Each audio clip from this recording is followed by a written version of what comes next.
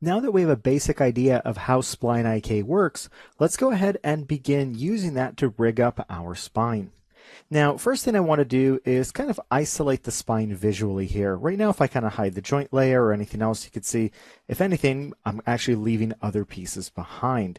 That's because we did some parenting and unparenting.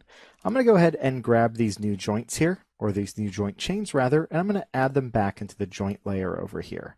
Just add selected objects. We can also go ahead and add these into our proxy geometry layer. There we go.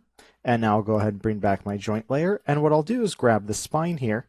And let's go ahead and temporarily remove that from our joint layer. I'll just right click and choose remove selected objects.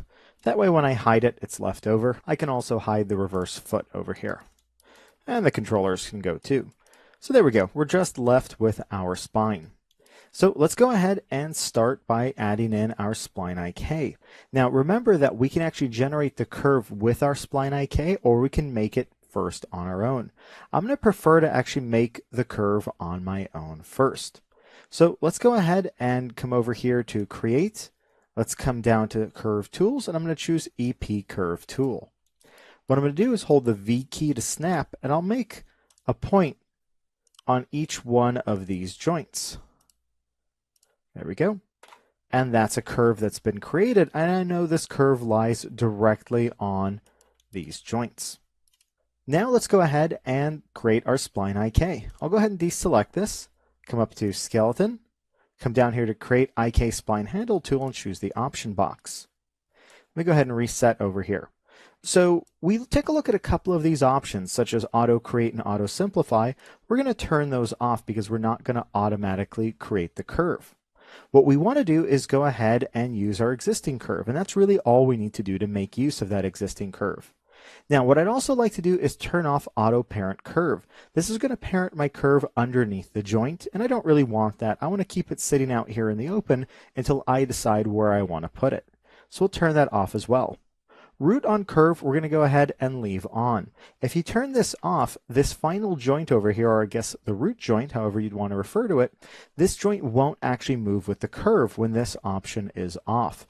So we want to go ahead and leave that on. As for the root twist mode, we're going to leave that off. We're going to talk about creating a spine twist in just a little bit, but turning this on here would allow this base joint to twist a little bit with the rest of the spine. For the sake of simplicity, we're going to go ahead and leave that off. All right, so let's go ahead now and click our first joint, click our last joint, and now it's going to ask for the curve. So I'll just kind of zoom in here, click the curve, and there we go.